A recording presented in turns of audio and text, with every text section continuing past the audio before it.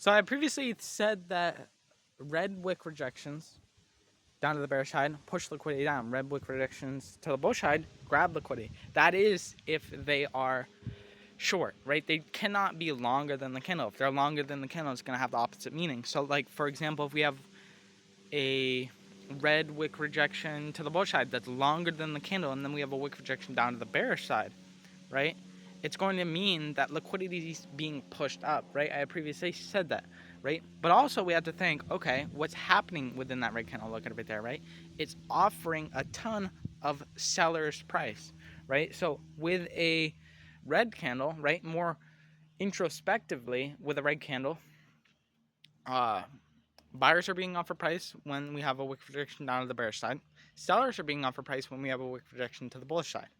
That's where we get the taking red wick rejections to the bullish side when we're pushing down to the bearish side, red wick rejection down to the bearish side when we're pushing bullish, right? Because buyers being offered price, right, with the red wick rejection down to the bearish side, sellers being offered price with the red wick rejection to the bullish side.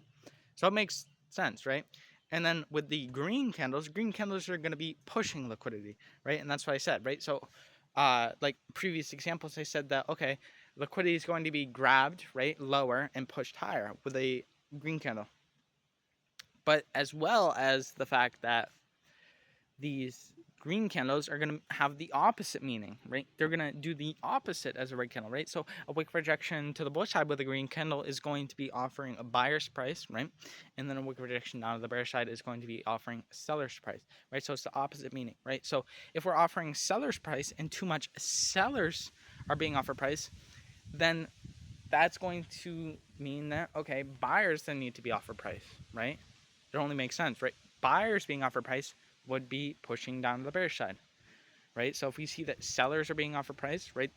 The same as if we see more and more red wick rejections up to the bullish side, right? More and more sellers are being offered price, meaning that then we would anticipate buyers to be offered price, right? So pushing down to the bearish side or a retracement or anything like that.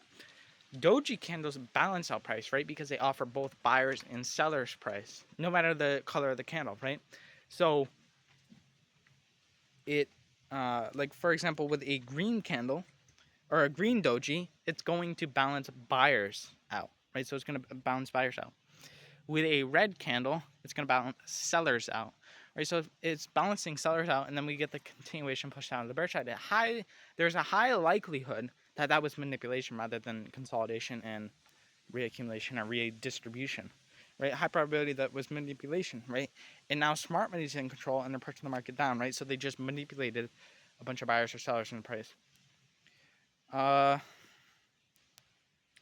yeah, maybe I'm overthinking it, but I don't think I'm overthinking it because like I remember like getting into this, and when I was trading a year ago, or not trading, but learning trading a year ago, and it progressively gets like more and more, and like this is kind of like the final step where like you then know liquidity points within price where price comes back to and then taps off and then pushes down to the bear side, and you know like, okay, there's a high likelihood of creating a reversal, the high likelihood of creating a retracement, right? And then you can identify, okay, market's gonna push down to the bear side because we see this, right? We see all these things aligning rather than just pushing up liquidity, pushing down liquidity. Because when you're just pushing up liquidity and you have like the sense of, okay, price is just pushing up liquidity, pushing down liquidity, you don't really get the say to know where price is gonna go, right? You can like just looking at price, you can be like, okay, price is gonna go here, price is gonna go there because I believe that I see this, that. But you're not fitting all the puzzle pieces together, right? This is really like fitting all the puzzle pieces together of like, okay, buyers and sellers being offered price. If we're seeing this and then pushing liquidity, seeing this, that, and then, you know, okay, long wick rejection mean the opposite. It all encapsulates itself within this. So, yeah, closer and closer. But, what else? I mean, I'd probably say, yeah, I mean, that's pretty much it. Like, yeah. But yeah, do your own research. Don't take anybody else's advice.